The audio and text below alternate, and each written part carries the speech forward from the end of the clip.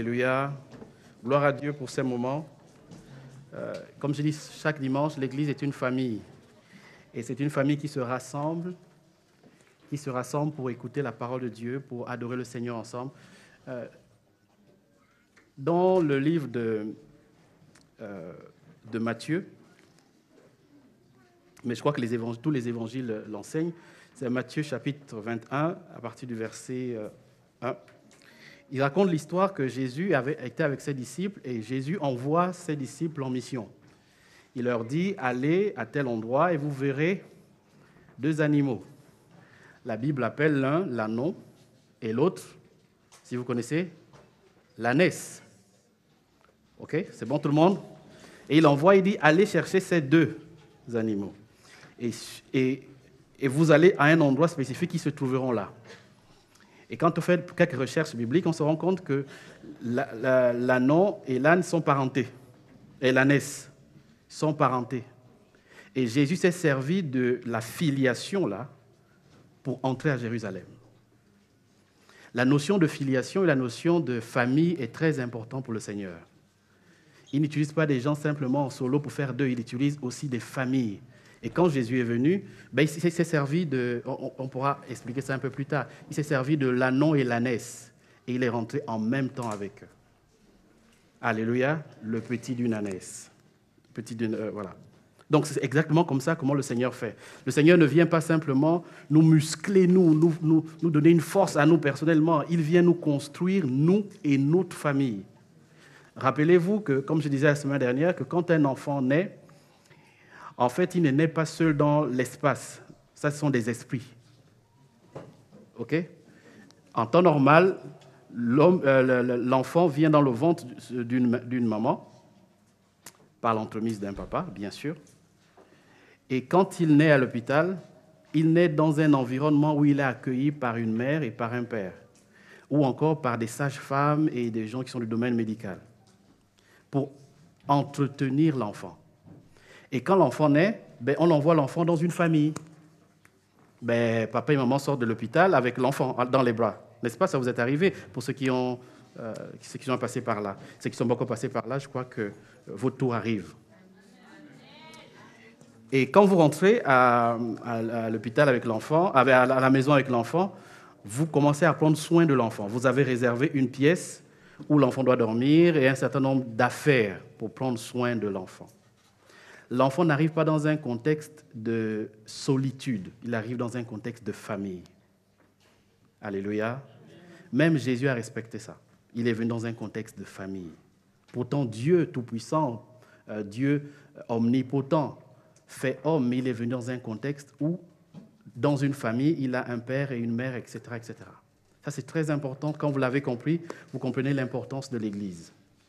L'Église, lorsque l'on est dans le royaume de Dieu en acceptant Jésus-Christ, la Bible dit nous devenons enfants de Dieu. Elle a donné le pouvoir, la parole de devenir enfants de Dieu. Et comme un enfant, nous arrivons, Dieu nous fait rentrer dans le royaume.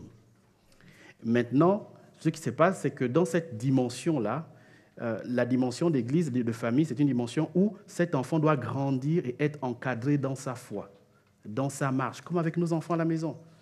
Nos enfants doivent aller à l'école, nos enfants doivent apprendre à dire bonjour, nos enfants doivent apprendre à se tenir bien, à avoir une bonne attitude. Et les parents vont essayer à chaque fois de corriger, d'ajuster le caractère de l'enfant. Parce que Dieu donne la responsabilité au père de le faire, aux parents. Alléluia, amen. Alléluia. Vous êtes là avec moi? Amen. Donc, ce qui fait que quand la parole de Dieu est envoyée, dans le contexte de l'Église, l'objectif, c'est que nous tous, enfants de Dieu, nous soyons transformés par cette parole. Nous soyons renouvelés dans la connaissance du Seigneur. Et rappelez-vous que même un parent, moi je suis père avec ma femme Kétia, mais même moi j'ai un père au-dessus. Et mon père avait un père. Et au fur et à mesure, personne ne se fait seul. On se fait tous ensemble, mais surtout que la parole de Dieu vient nous transformer. Et j'entendais mon père dire que s'il avait des enfants, voici des choses qu'il n'aurait pas fait, parce qu'il a compris avec le temps ce qu'il ne faut pas faire. Donc mon père, âgé d'une 60aine d'années, comprend aujourd'hui qu'il y a des erreurs qu'il a peut-être faites. Moi, je pensais que mon père était parfait, qu'arrivé à son âge, il ne peut plus être corrigé. Je ne sais pas si vous m'entendez. Mais non, il m'a enseigné qu'en fait, à son âge, il mérite aussi d'être corrigé. Il mérite de s'ajuster. Donc, personne dans la vie chrétienne ne peut dire que je suis arrivé, je n'ai plus rien à faire. Quel que soit son titre dans l'Église. Moi, le pasteur Cyril, le pasteur Laurent, la dernière fois, on a eu réunion avec le pasteur Cyril, il y a pas, je crois que c'était, je ne sais plus quand, vendredi, voilà, vendredi, merci, avec l'Église, mais avec les compagnons de... Et il disait que même lui reconnaît qu'il a fait des erreurs. Et je suis resté assis, je me suis dit, mais si lui, il a fait des erreurs, à plus forte raison, moi qui commence. Moi qui suis un enfant. Donc, personne ne peut dire, moi, le niveau spirituel que j'ai atteint, je ne peux plus être recadré, réajusté, repositionné. Parce que j'ai atteint tel niveau que on ne peut plus parler sur moi, j'ai la connaissance ou la science infuse. Ce n'est pas possible. La parole de Dieu est envoyée pour guérir, ça veut dire pour remettre en ordre ce qui ne l'était pas. Et rappelez-vous, que quand vous écoutez la parole de Dieu aujourd'hui, c'est le pain de ce jour. Donc, ça veut dire que la parole de Dieu est envoyée ce jour pour changer quelque chose maintenant. Elle n'est pas envoyée aujourd'hui pour changer quelque chose d'il y a 10 ans. Je ne sais pas si vous comprenez un peu. Non, les erreurs qu'on a faites il y a 10 ans ou les problématiques qu'on avait dans 10 ans, la parole de Dieu a été envoyée à ce moment pour nous corriger. Peut-être on n'a pas été sensible. Alors Dieu remet cette parole en face de nous pour nous dire changeons maintenant. Je ne sais pas si vous me suivez. Donc je ne peux pas dire que moi dans ma tête, non, je suis le pasteur ici, je suis tout puissant, j'ai la connaissance. Non. Il y a plein d'entre vous qui me rencontrent en semaine et qui me font des remarques. Ah oui, j'écoute toutes les remarques. Je prends note, là où il faut m'excuser, je m'excuse parce que ce n'est pas très bien ce que j'ai fait. Donc, chacun de nous doit être capable, comme je disais la semaine dernière, d'être malléable. Capacité de se dire que j'ai certes un niveau où j'ai appris la parole de Dieu, j'ai une connaissance de la parole de Dieu, mes enfants ont peut-être même 30 ans, mais moi, je suis encore enseignable. Jusqu'au jour où Jésus revient. C'est terminé. Ou jusqu'au jour où je décède. C'est fini. Demande à ton voisin, est-ce que tu es enseignable? Même si ton voisin est un enfant, pose-lui la question, ne t'inquiète pas. Est-ce que tu es enseignable? Est-ce qu'on peut encore t'enseigner de nos jours? Amen. Ça, c'est très important. Alléluia. Alléluia. En fait, est-ce qu'on peut encore t'enseigner? Ça, c'est une chose. On peut encore t'enseigner. Deux choses, est-ce que tu es encore capable de recevoir l'enseignement à ton âge spirituel? Bon, tu as 30 ans dans le Seigneur. Bon, 40 ans, on va dire 40 ans pour être un peu plus sérieux. Tu as 40 ans dans le Seigneur. Tu as vu des vertes et des pas mûres, je ne sais pas comment on dit la bonne expression. Tu as vu Satan en personne. Tu l'as chassé, tu as tout fait. Mais est-ce que tu es capable d'être encore enseigné aujourd'hui? Ça, c'est vraiment, je pense que c'est la clé de la vie chrétienne. Être capable d'être renouvelé en permanence. Être capable d'être enseigné. Alléluia. Amen, amen. La semaine dernière, nous avons démarré un thème. Je disais que je ne sais pas quand je veux le terminer parce que le Seigneur me parle et je ne sais pas quand est-ce que ça va s'arrêter. Donc, pour le moment, je ne sais pas. Le thème s'intitulait « L'ouvrage de ses mains ». Et je disais la semaine dernière, avant de vous afficher le thème d'aujourd'hui, que dans la question d'ouvrage de ses mains, il y a le Père qui est la source, qui est aussi le potier et qui a la capacité en tant que potier de travailler un vase, de travailler une terre, l'argile. Et on a tiré ça de Ésaïe 64, verset 8. Qui dit « Ô Éternel, tu es notre Père, nous sommes l'argile et c'est toi qui nous as formés. Nous sommes tous l'ouvrage de tes mains. » Et j'ai défini l'ouvrage comme étant le fruit du travail de l'artisan, ou l'œuvre, ou la tâche, ou le travail, ou l'affaire, ce que l'artisan a dans ses mains pour être travaillé. J'ai défini l'argile comme étant le symbole de la terre avec lequel le corps humain fut créé dans la Genèse. Et être l'argile, j'avais dit, signifie reconnaître l'œuvre ou la supériorité de Dieu en tant que maître. Je suis l'argile, ça veut dire qu'il y a un potier. Et nous avons déterminé que nous sommes tous l'argile entre les mains du Seigneur. Alléluia. Et j'avais dit 2 vérités attachées au potier. 1, quand le potier veut fabriquer quelque chose, c'est lui qui va chercher l'argile. Ça veut dire que le potier va chercher où se trouve l'argile. Quand Dieu a formé l'homme, ce n'est pas l'homme qui a dit à Dieu « forme-moi ». L'homme n'était même pas. C'est Dieu lui-même qui est allé prendre la poussière de la terre et former. Ça veut dire, il a dit, faisons l'homme à notre ressemblance. Ça veut dire, l'idée vient de lui, le modèle vient de lui, l'origine, c'est lui. Formons l'homme. Ce n'est pas l'homme qui s'est levé qui a dit, ah Seigneur, forme-moi. Mais non, il ne t'aime même pas. C'est comme ça que je disais hier, la dernière fois, que quand on parle avec des enfants, les enfants disent, oui, mais pourquoi tu m'as fait comme ça? Pourquoi tu m'as fait ça? D'abord, pourquoi je suis venu? On a rigolé en disant, tu étais où à la base? Et on a vu quelques versets. On a vu l'un des premiers versets, c'est 1 Samuel 2, qui dit que de la poussière de la terre, qu'est-ce qu'il fait? De la poussière, il... Vous m'entendez ou pas? De la poussière, il... Le pauvre. Ça veut dire le pauvre a certainement une origine. C'est de là qu'il va le retirer. La suite du texte dit, il relève l'indigent. Donc, c'est lui qui le fait. C'est une action de sa part. Nous pouvons s'être criés à Dieu. Je ne remets pas en question l'intercession, la prière, etc. Non, ce n'est pas de ça dont je parle. Mais c'est Dieu qui fabrique. Et c'est lui qui va rechercher. L'argile ne marche pas. L'argile ne peut pas aller chercher le potier. Si Dieu n'était pas intéressé par toi, il ne serait pas venu vers toi. C'est parce que la Bible dit qu'il a aimé, qu'il a donné. C'est parce qu'il a aimé qu'il a donné son Fils unique, afin que quiconque, mais qui ait la vie éternelle. Deuxième vérité, c'est que le potier connaît la forme qu'il donne à l'argile pour en faire un vase. Le potier a l'expertise, c'est lui qui a le modèle de base. Donc c'est lui qui sait comment travailler l'argile pour en faire un vase utile dans la maison de Dieu ou utile dans la société tout court. Amen. Et j'ai terminé en disant que Dieu me voit toujours comme un travail en cours et me façonne en un chef-d'œuvre tant que je reste malléable. Alléluia. Et j'ai terminé par le verset de Jérémie qui dit, dans une vision que Dieu s'adresse à Jérémie, qui dit « Va dans la maison du potier et tu verras ». Et le potier était en train de fabriquer quelque chose qui n'a pas fonctionné comme lui il voulait, comme il pensait. Il l'a détruit et il a refait un autre.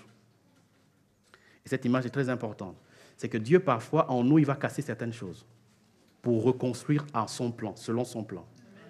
Donc, certaines choses en nous vont être stoppées, vont être arrêtées. Mais Seigneur, pourquoi tu me fais ça maintenant? Pourquoi pas attendre dans 1 ou 2 dimanches ou dans quelques semaines?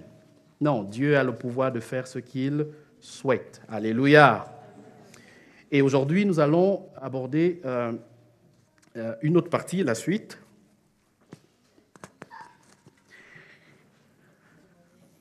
L'ouvrage de ses mains, et j'ai intitulé cette partie « Façonné par sa parole ». Façonné par sa parole. Et comme je vous ai dit, il n'y a pas de... Si je m'arrête et qu'on clôt aujourd'hui, ce n'est pas la fin, il y a une suite. Donc, je ne fais qu'écrire et le Seigneur nous inspire. Pourquoi se laisser façonner?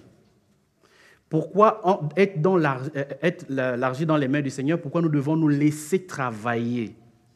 Pourquoi nous devons nous laisser transformer? Moi, j'ai noté 3 points importants du pourquoi, pour répondre au pourquoi. 1, pour devenir la personne qu'il veut que je sois ou que je devienne.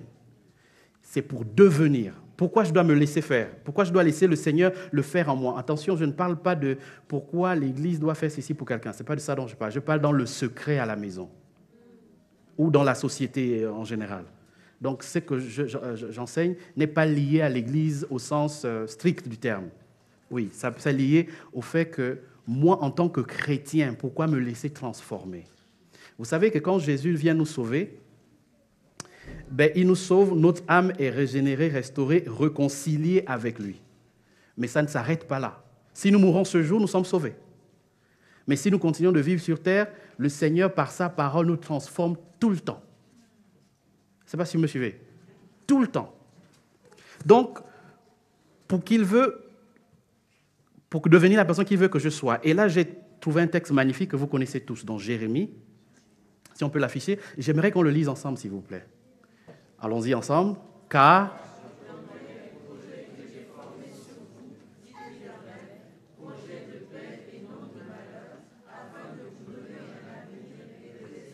très bien. Jérémie, prophète de l'Éternel, il dit, de la part du Seigneur, inspiré par le Seigneur, car je connais les projets. Et comme je disais tout à l'heure, c'est lui l'origine. Donc, il connaît tout ce qu'il a prévu d'avance. Il connaît la connaissance, les projets que j'ai formés sur vous, projets de paix. Il détermine la qualité du projet. Si c'était arrêté, que je connais les projets, on serait en train de chercher, mais c'est bon, là, j'ai vraiment, ça ne va pas ma vie est compliquée, je suis en train de mourir. Et est-ce que le Seigneur est vraiment avec nous? Non, il dit, il a formé pour nous des projets de paix et non de malheur. Donc, le projet du Seigneur, c'est que, en vivant sur terre, nous soyons dans une forme de paix. Parce que sa parole travaille en nous.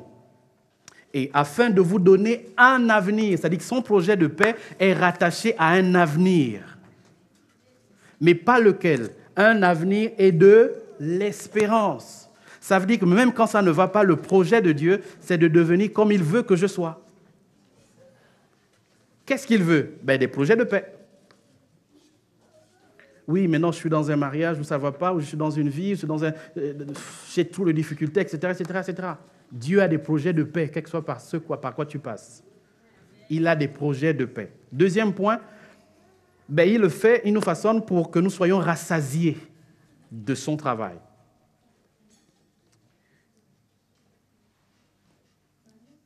Et Ésaïe 53 l'explique bien.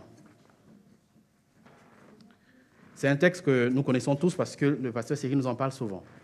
À cause du travail de son âme, il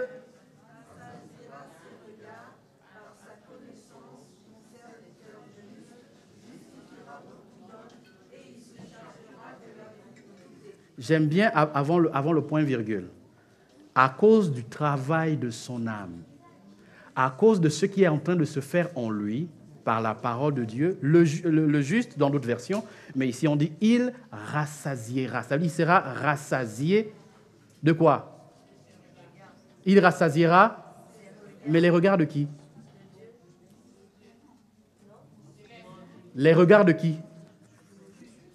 De il, là. Du juste, de la personne qui va là. Ça veut dire que parce que le travail de Dieu est en train de se faire en moi, à un moment donné, je vais être admiratif de ce que Dieu fait. Et admiratif de ce que je suis devenu par l'action de Dieu. Donc, c'est un travail.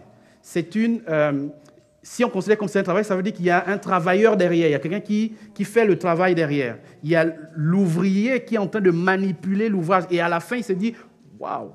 Et l'ouvrage peut aussi dire « Waouh !» En fait, il y a 10 ans, je me suis converti. J'ai vécu ça, mais avec le travail que le Seigneur fait en moi, 10 ans après, je peux me dire « Mais je suis une autre personne. » J'aurais peut-être même dû me marier maintenant, parce que je suis devenu un meilleur mari.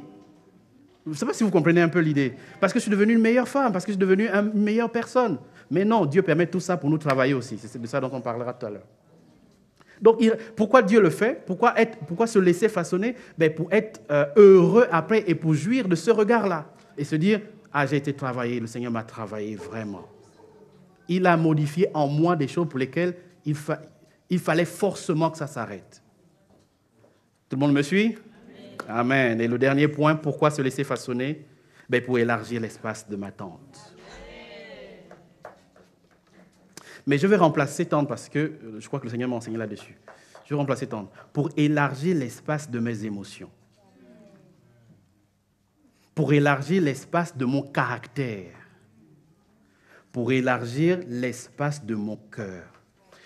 Il y a des choses pour lesquelles le Seigneur, il fait pour nous permettre de gagner du terrain sur des choses, sur des victoires qu'on n'avait pas à ce moment-là.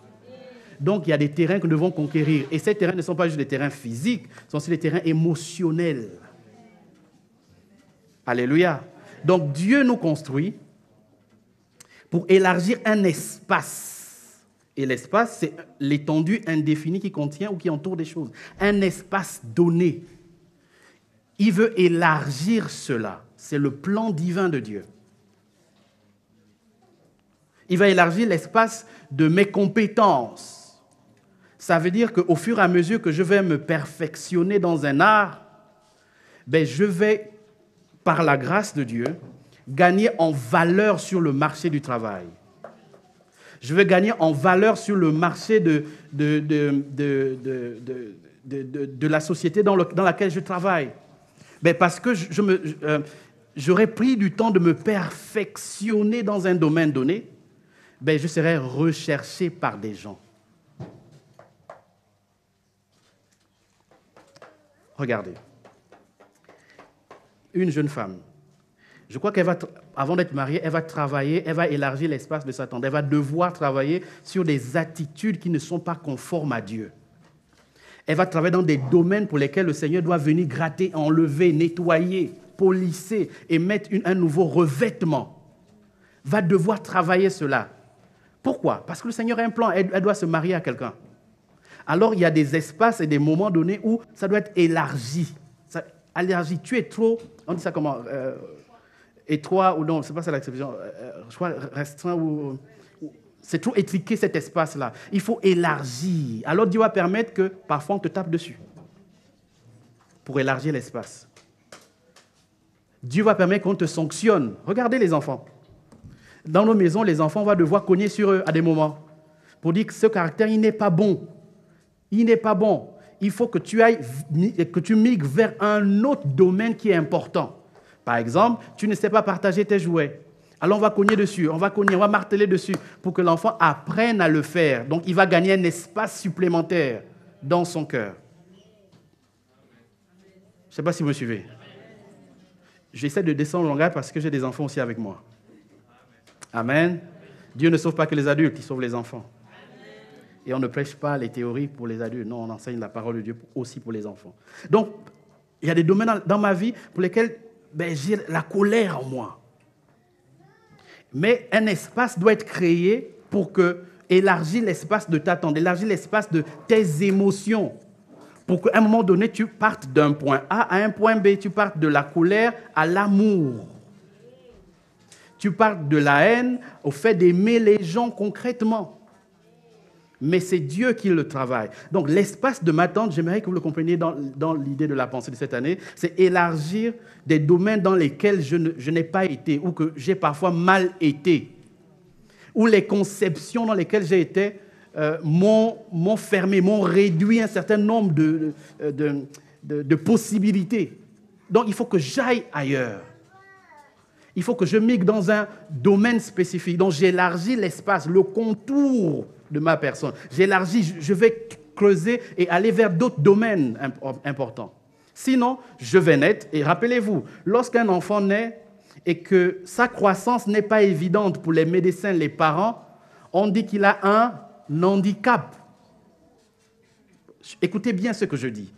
Il a un handicap. Certainement qu'à un moment donné, il a dû marcher, puis ça a arrêté de marcher. Pour des raisons, on va faire des examens pour trouver, mais est-ce que la moelle épinière est atteinte? Est-ce que tel domaine est atteint? Parce que sa croissance est comme limitée. L'idée de la parole de Dieu, ce n'est pas de limiter notre croissance à un moment donné, c'est d'aller au-delà, gratter des domaines pour lesquels il faut que nous puissions toujours travailler. Quelle est ma responsabilité dans le processus du travail de l'âme? J'aime bien ce verset aussi, car tu te répandras à droite et à gauche. Donc l'espace doit être grand pour le faire. Vous voyez un peu? Amen. On reviendra là-dessus un peu plus tard. Ma responsabilité dans le processus. Et là, j'aimerais qu'on médite un peu le verset 1 Corinthiens 13, le verset de l'amour. J'avais déjà cette piste, mais quand on a parlé avec le pasteur récemment, le pasteur Cyril, celui qu'on appelle le pasteur, il est revenu sur ce point que le Seigneur m'avait parlé et ça a enrichi ma compréhension de la parole de Dieu. Quelle est ma responsabilité? Regardez ce texte. Il dit, lorsque j'étais, vous pouvez lire avec moi, lorsque j'étais, je,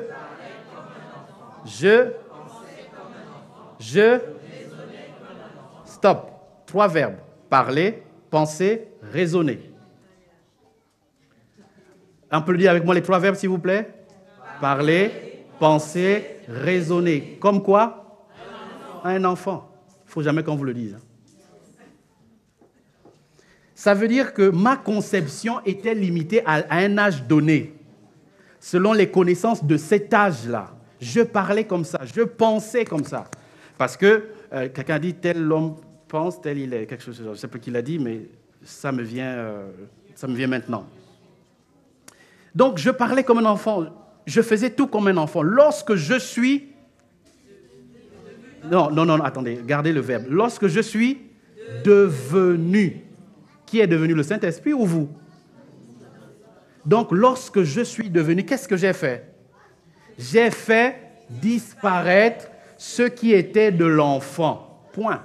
Ça veut dire que dans le travail de l'âme, dans le travail de l'ouvrage des mains du Seigneur, il y a notre responsabilité à nous. Faire disparaître ce qui était lié à l'enfance. Faire disparaître ce qui était lié à une saison. À une saison donnée, tu avais telle responsabilité. C'était une saison. Par exemple, quand tu es père de ton enfant jusqu'à un certain âge, il grandit, puis à un moment donné, il va fonder sa famille.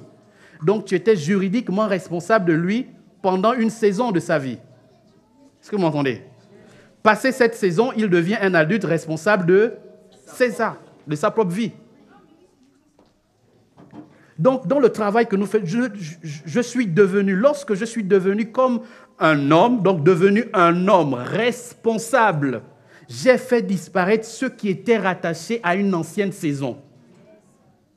Donc, la responsabilité de Dieu, ce n'est pas de venir dans votre rêve tout en blanc et dire « Oui, la sœur, le frère, viens, je vais ôter ça de ton cœur. » Non, il y a ma responsabilité à moi de le faire. Le Saint-Esprit nous aide parce qu'il est une force supérieure qui nous aide à surmonter un certain nombre de choses et à passer au-delà. Mais c'est à nous la responsabilité de dire « Stop ». Alléluia.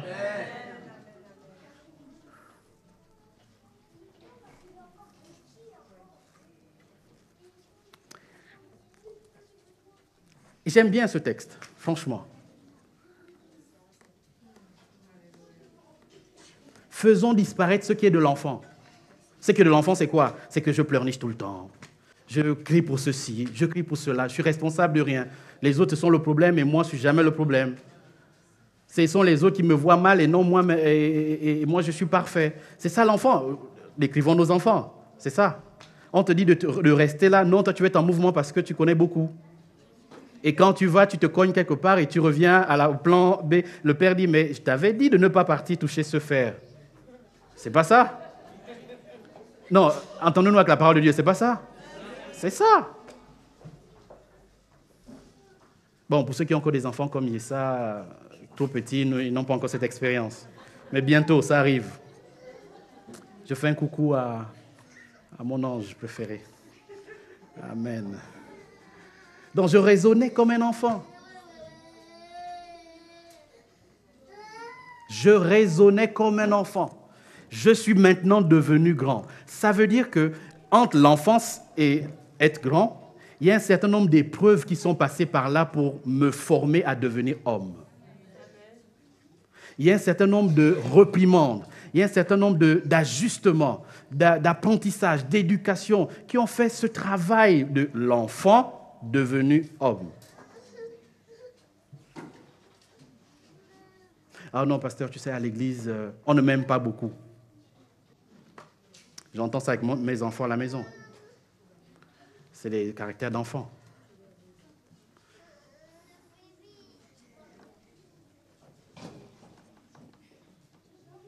Et je prends l'exemple de Jésus.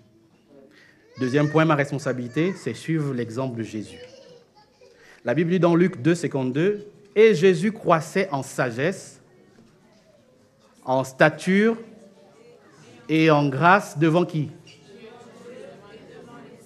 Ça veut dire que sa croissance dans ces 3 dimensions, était visible par Dieu. C'est d'abord entre lui et Dieu, le propriétaire. Ensuite, c'était visible par les contemporains. Donc, je ne peux pas dire que moi, j'ai travaillé sur la colère, j'ai travaillé sur ceci, et ce n'est pas visible. J'essaie d'aller lentement pour que vous puissiez comprendre. Hein. Ce n'est pas une prédication, c'est un enseignement qui prend des mois, des semaines. Donc, Jésus lui-même, il va croître. C'est le verbe croître, on est d'accord? Donc, le fait de grandir, d'évoluer, voilà. En sagesse, en stature et en grâce, devant Dieu et devant les hommes. Donc, le fait que Dieu me travaille ne va pas passer par le fait qu'il me travaille à la maison, seul, devant la glace, le miroir. Il me travaille seul. Ah oui, Seigneur, tu m'as ajouté 1 centimètre de cheveux. Seigneur, oui, mes dents étaient un peu jaunes, elles sont devenues toutes blanches. Seigneur, non, ça c'est seul chez toi à la maison. Dieu va travailler de manière à ce que ce changement soit visible par les hommes. Lui, il voit tout. Mais les hommes dans ma maison, c'est qui les hommes? C'est les membres de ma famille biologique. C'est qui les hommes? C'est les membres de là où je travaille, de l'entreprise dans laquelle je travaille. C'est qui les hommes? C'est l'église dans laquelle tu es. Les frères en Christ, c'est qui les hommes? Ce sont les voisins que tu as à la maison. Vous savez, on peut dire du bien de quelqu'un ici à l'église, mais ses voisins disent le contraire. Je ne sais pas si vous m'entendez. Donc, devant Dieu, devant les hommes, ce n'est pas les hommes église, c'est l'humanité.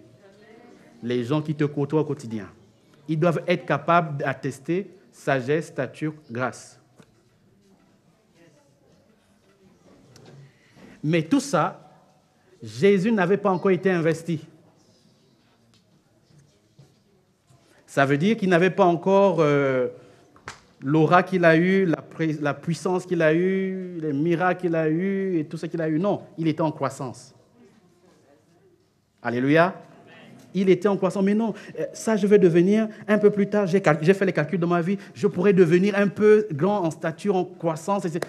Peut-être un peu vers 3, 4, 5 ans, ce serait bien pour moi. Au moins là, j'aurais une onction supplémentaire. Ce n'est pas une question d'onction ici. C'est une question que pendant ce moment de sa vie, il croissait. Regardez l'exemple de Jésus. Vous savez que Jésus, il est venu pendant 30 ans. Ce pourquoi il était venu ne s'était pas encore manifesté vraiment. Vous le savez? Donc pendant 30 ans, il était fils de quelqu'un. De qui, selon vous? De Joseph et de Marie. Il avait un métier, Jésus? Il était charpentier. Donc pendant 30 ans, il faisait une activité qui n'était pas liée à sa destinée.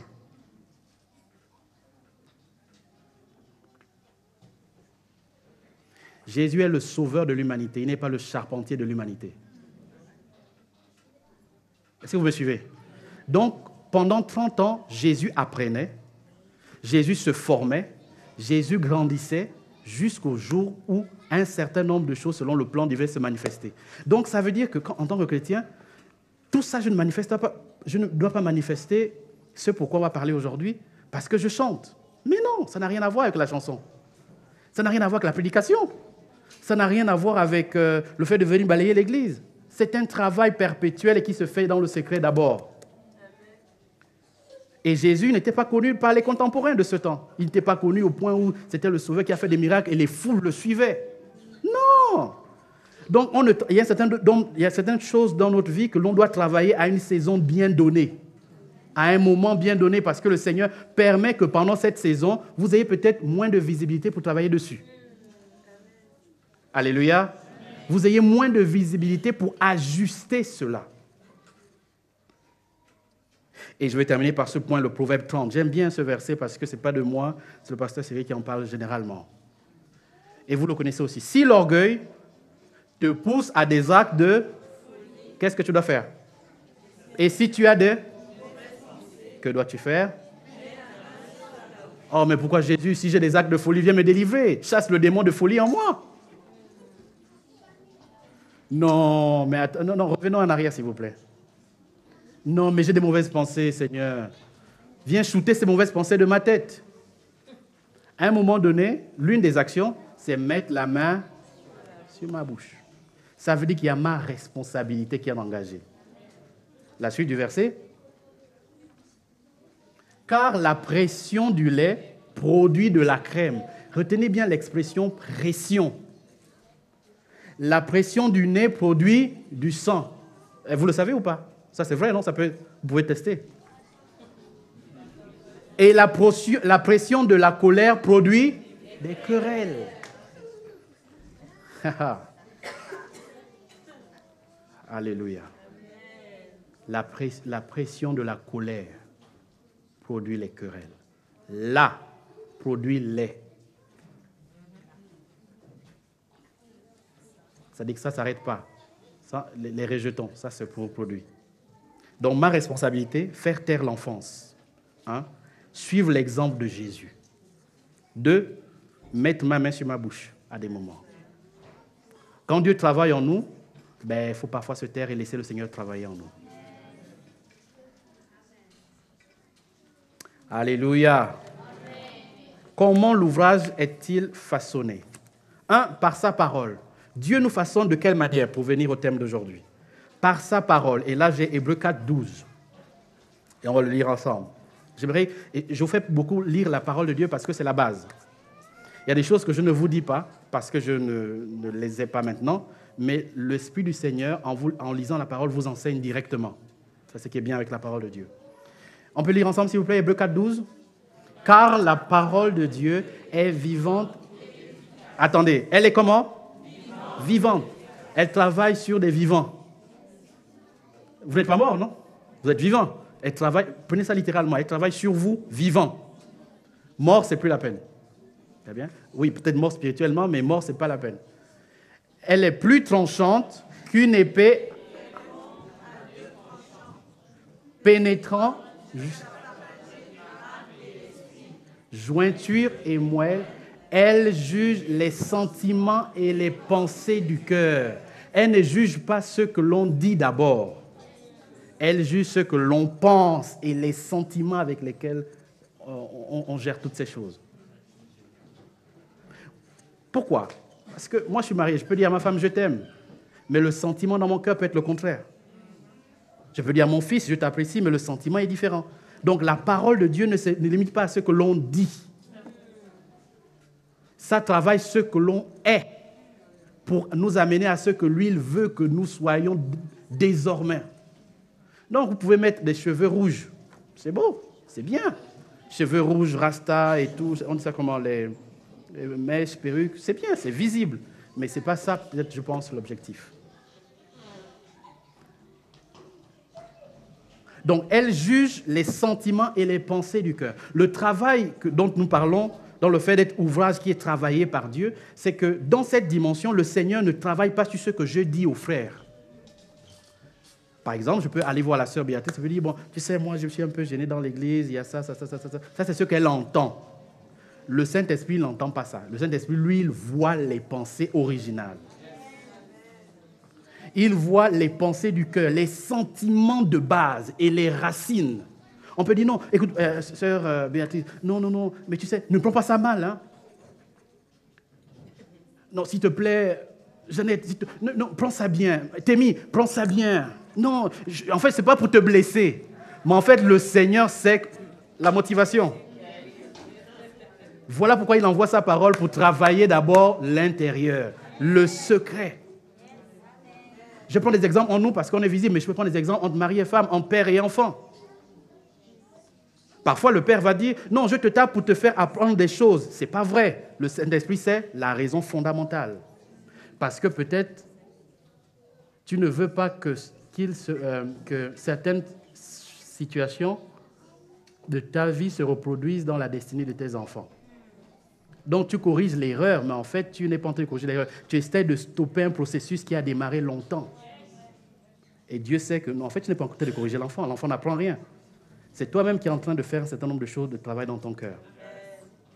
Regardez, quand vous avez été élevé par un père militaire, il va dire que, bon, lui, militaire, il a souffert. Il a mangé un repas par jour. Il a fait ceci, cela. Donc vous ici aujourd'hui, vous avez le luxe. Mais ce n'est pas notre problème. Vous savez ça que ce n'est pas notre problème. C'est sa responsabilité de nous nourrir. Vrai ou faux? Donc, on va toujours, parfois, avec la parole de Dieu, c'est ce qu'on fait. On va essayer d'associer notre passé, notre condition à l'éducation des enfants. Ah non, j'ai fait beaucoup d'erreurs dans ma vie. Ma fille ne fait pas des erreurs. Ma fille ne fait pas ceci. Ma fille ne fait pas ça parce que ce n'est pas bon. Mais ce n'est pas ça le plan de Dieu. Le plan de Dieu, c'est que Dieu a des projets pour ta fille. Maintenant, parfois, Dieu va se servir de toi, ta vie, pour corriger chez l'enfant, mais pas tout le temps. Parfois, il va faire des choses. Alors, le plus dur, c'est vraiment les sentiments et les pensées du cœur. Pourquoi nous faisons certaines choses? Alléluia. Amen. C'est bon, ça ne vous choque pas trop? Ok. La suite, le verset 13, s'il vous plaît. Nulle créature n'est cachée devant lui, mais tout est nu et à découvert aux yeux de celui à qui rendre compte. Tout est nu, rien n'est caché. Rien n'est caché. Même quand tu fais une remarque à ton mari ou à ta femme, rien n'est caché devant Dieu. Dieu connaît l'origine. Il sait la vérité de ce que tu dis et que tu essayes d'englober avec les verbes conjugués par les hommes. Lui ne regarde pas les verbes conjugués par les hommes. Il connaît l'origine même du sentiment. Et la bonne couleur, la couleur exacte. 2 Timothée 3, verset 16, il dit, pourquoi la parole de Dieu et comment la parole de Dieu nous façonne. Il dit, toute écriture est inspirée. On peut lire ensemble, s'il vous plaît. Toute écriture est inspirée de Dieu, utile pour enseigner, pour convaincre, pour corriger, pour instruire dans la justice. Ne négligez pas le mot justice. Hein. Donc, 4 verbes importants. Enseigner, convaincre, corriger, instruire. La parole de Dieu va le faire. Mais est-ce que je suis capable d'être enseigné vraiment? Est-ce que je suis capable d'être convaincu par la parole? Est-ce que je suis capable d'être corrigé par la parole et instruit par la parole? Donc la parole de Dieu va nous être envoyée, le verset 17 dit, s'il vous plaît, afin que l'homme de Dieu soit accompli et propre à toute bonne œuvre. Donc l'objectif de la correction du Seigneur, de l'instruction, de l'enseignement, c'est pour que nous soyons tous accomplis. Dieu transforme, deuxième point, Dieu transforme notre caractère par son esprit pour nous rendre conformes à lui. Comment il le fait? Il nous transforme par la parole, il nous transforme par le caractère. Et Galates va bien nous l'expliquer. Galates 5. Je dis donc, marchez selon l'esprit et vous n'accomplirez pas les désirs de la chair. La chair a ses désirs. Alors, marcher par l'esprit, nous laisser transformer par l'esprit de Dieu dans notre caractère, va nous permettre de ne pas accomplir un certain nombre de choses. Peut-être on va les expliquer. Verset 17, s'il vous plaît. Car la chair a des désirs contraires à ceux de l'esprit. Et l'esprit en a... Très bien. Ils sont opposés entre eux. Stop. Ils sont opposés. Et la suite dit,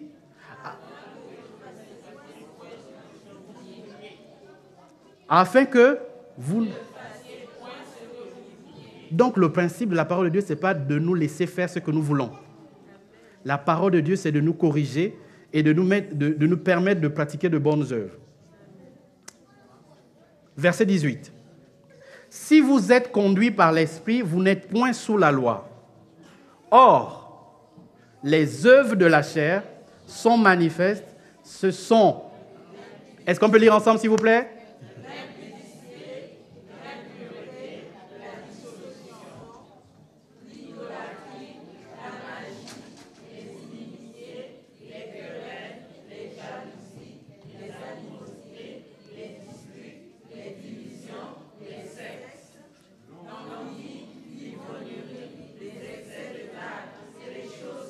Point, arrêtons-nous là. Les choses semblables, il y en a beaucoup. Ça veut dire qu'il ne peut pas tout détailler. Il y en a beaucoup. La liste est longue. Donc Dieu va travailler en nous, Dieu va par exemple venir exposer les œuvres de la chair. Ça peut être l'impudicité. Ça peut être l'idolâtrie, on les expliquera un peu plus tard. Les jalousies. Les jalousies au pluriel. Les disputes, les divisions, etc. Mais il y a deux choses sur lesquelles je voudrais m'arrêter. C'est l'inimitié. C'est le sentiment de haine ou d'hostilité à l'égard de quelqu'un. L'animosité, c'est un fort sentiment d'aversion et de haine. Dieu expose tout ça. Il expose tout ça pour nous permettre de le travailler. Mais ce n'est pas l'objet du jour. Le verset, je vous dis d'avance, c'est le verset 21. Je vous dis d'avance, comme je l'ai déjà dit, que ceux qui commettent de telles choses n'hériteront pas le royaume de Dieu. Amen. Vous êtes d'accord avec? Et le verset 22 nous intéresse. Mais le fruit de l'esprit, c'est l'amour, la joie, la paix, la patience, la bonté, la bénignité, la fidélité, la douceur, la tempérance. Très bien. Ça veut dire que quand Dieu, par sa parole, nous change, son esprit en nous doit produire un fruit. Et rappelez-vous, ce n'est pas les fruits, c'est le fruit. Pourquoi quand vous prenez une tranche, une mandarine, c'est pas, ou une orange, il y a plusieurs tranches à l'intérieur. Mais est-ce que vous appelez ça les mandarines ou les oranges? C'est une, mais qui a plusieurs fruits à l'intérieur. Donc quand le Saint-Esprit vient en nous, il vient nous donner toutes ces choses. Il vient nous donner toutes ces choses. Maintenant, nous devons travailler dessus. Premièrement, c'est l'amour, la joie, la patience, la bonté. Et je vais m'arrêter sur deux ou trois de ces points.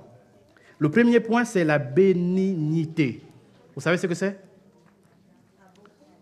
Dans le cadre de l'Église et de notre vie, la bénignité définit la disposition du cœur qui consiste à ne pas faire une montagne de ce qui est bénin. Ne pas faire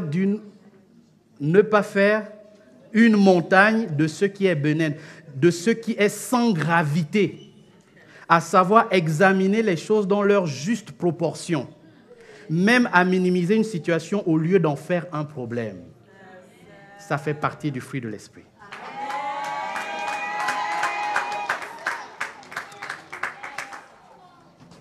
Non, il a marché sur mon pied, mais c'est très grave.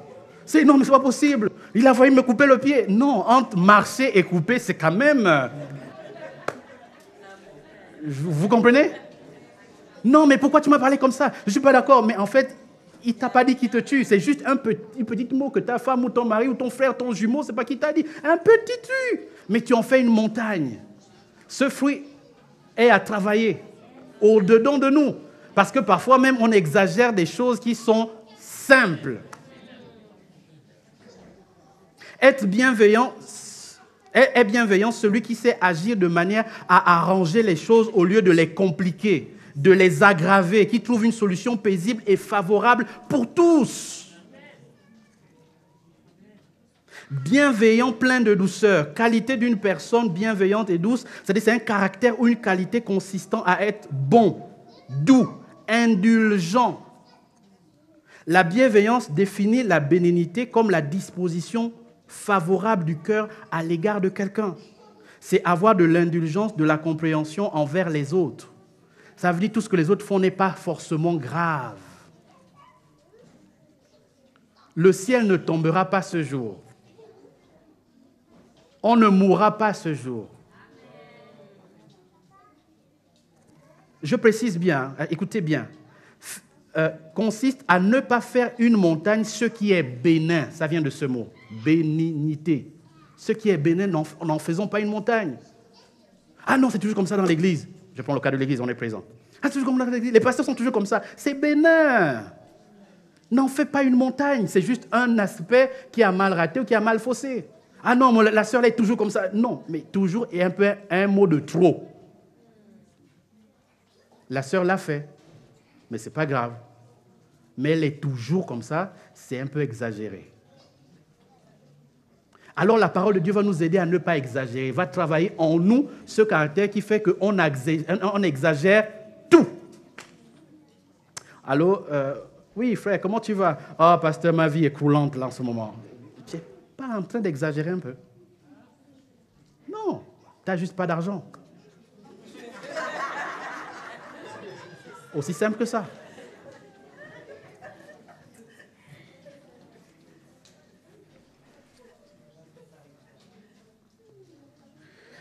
La bonté. La bonté définit la bénignité comme l'expression de bonne disposition de cœur, son bon caractère et sa bonne volonté pour arranger les choses.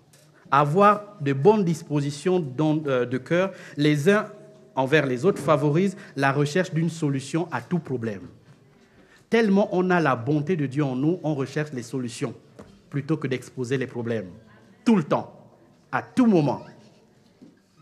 Et dans la vie, parfois le Seigneur va nous mettre en situation où nous devons d'abord rechercher la solution. Au lieu d'exposer les faiblesses de l'autre, les manquements de l'autre, quelle solution je peux apporter?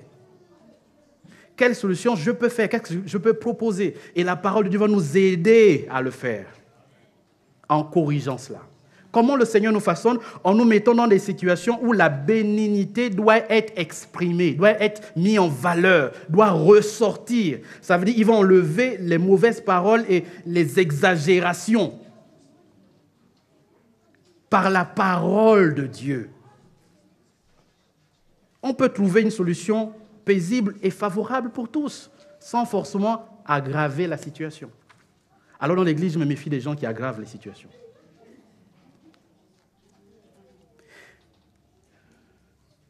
Il est bon d'être ferme par tempérament. Il y a des gens qui sont fermes par tempérament. C'est bon, c'est très bon. Mais il faut être flexible à la réflexion. Ferme, mais flexible. Deux mots qui semblent contraires, mais plutôt complémentaires. Dans 1 Corinthiens 8, à partir du verset 9, pour ce qui vous concerne, mes frères, je suis moi-même persuadé que vous êtes pleins de bonnes dispositions, remplis de connaissances et capables de vous exhorter les uns les autres. Paul dit, je suis persuadé que vous êtes pleins de bonnes dispositions. Ça veut dire qu'il y a des choses que vous pouvez régler. Prenez garde toutefois que votre liberté... Non, ce n'est pas ça le texte.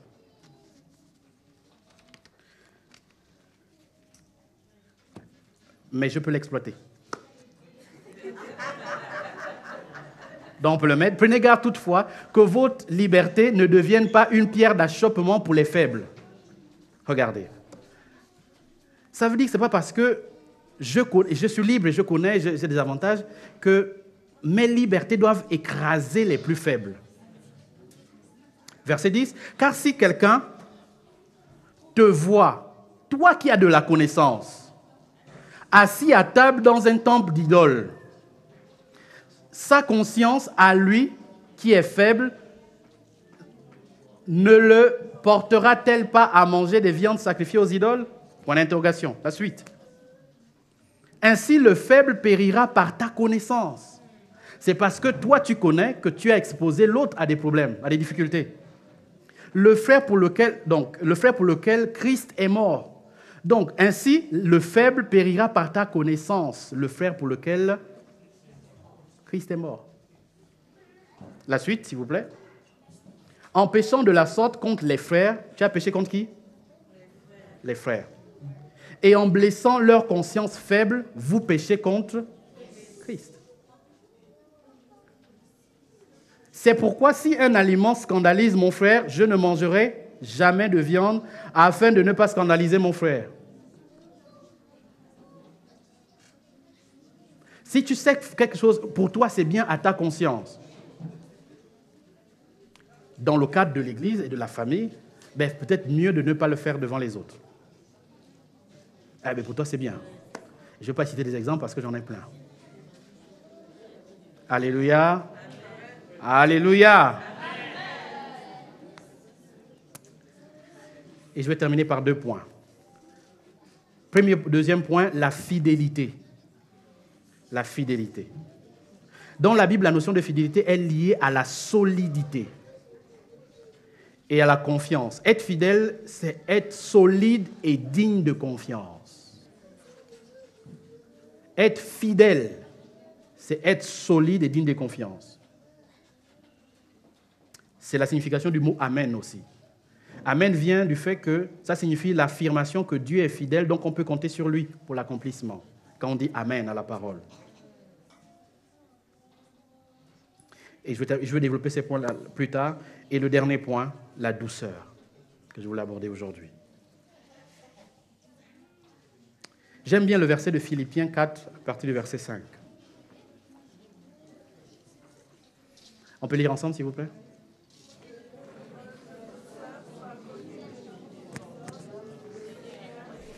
Très bien.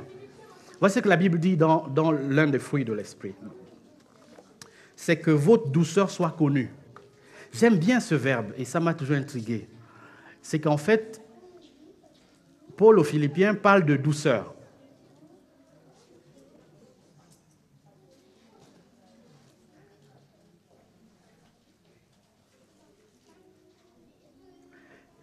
Et la douceur doit être connue.